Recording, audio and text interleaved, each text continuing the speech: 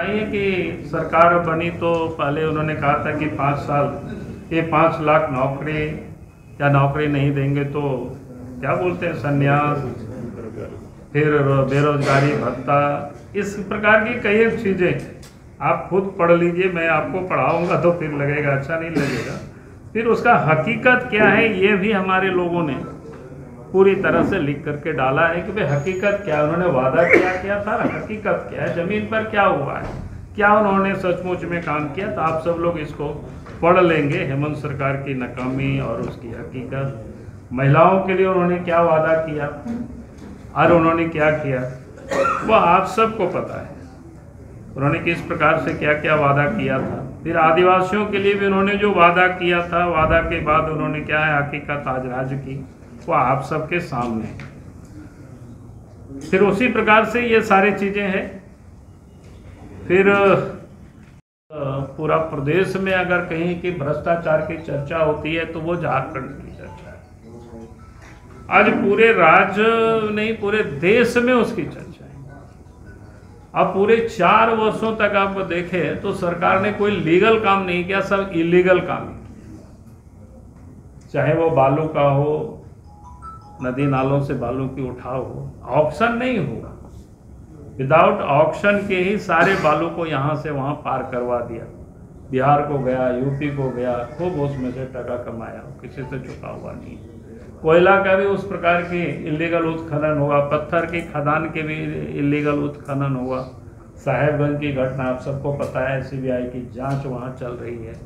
अगर हम ऊपर की बातों को छोड़ भी दें तो नीचे भी, चाहे ब्लॉक हो, अंचल हो, थाना हो, जहाँ आम लोगों को काम पड़ता है, उन सारे दफ्तरों में आज के तारीख में भ्रष्टाचार व्याप्त है। बिना पैसा से कोई काम नहीं होता है, लोग बिल्कुल परेशान हैं।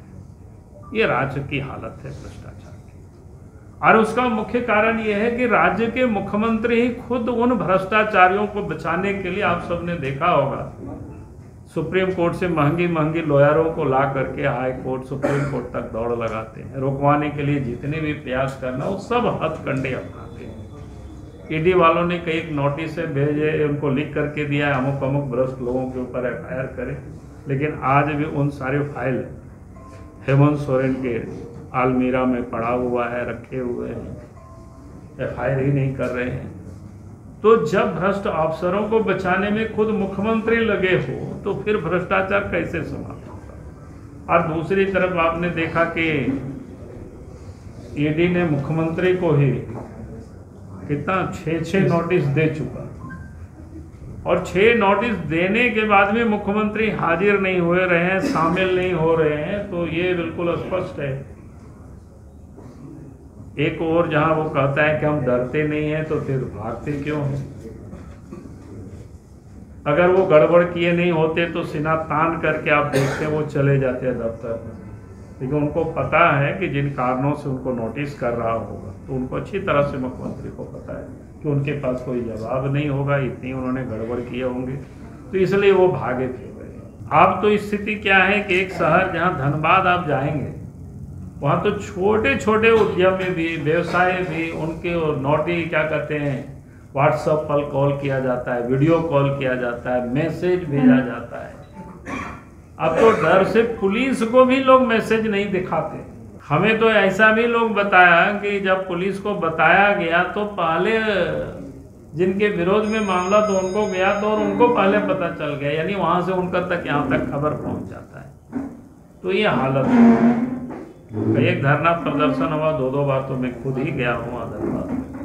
तो आप सब यानी इस राज्य में जो कानून व्यवस्था की स्थिति है पूरी तरह से बद से बदतर, कहीं भी कोई आम लोग सुरक्षित नहीं। उग्रवाद के मोर्चे पर भी जो समझ रहे थे कि जब बीजेपी की सरकार थी रघुवर दास जी के नेतृत्व में, लगता था कि वो समाप्त हो गया, लेकिन आज भी पलामू के कुछ हिस्सों में आप आए दिन देखते होंगे घटनाएं। रोड बनाने वाली मशीन को जला देते हैं खुलेआम।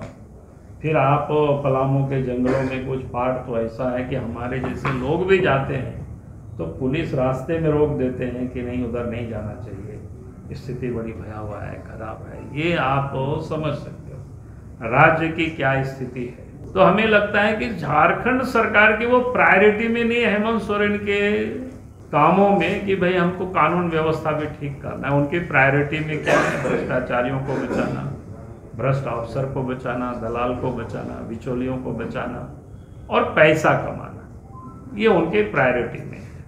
खुद भ्रष्टाचार में लिप्त हो तो फिर भ्रष्टाचार कैसे समाप्त हो सकता है? ये राज्य की हालत है। तो इसलिए भ्रष्टाचार पर हमारे लोगों ने पूरी तरह से इस पर प्रकाश डाला है। आप सब लोग इसको अच्छे ढंग से पढ़िएगा तो आपको भी समझ में आएगा। और उसके बाद कानून व्यवस्था,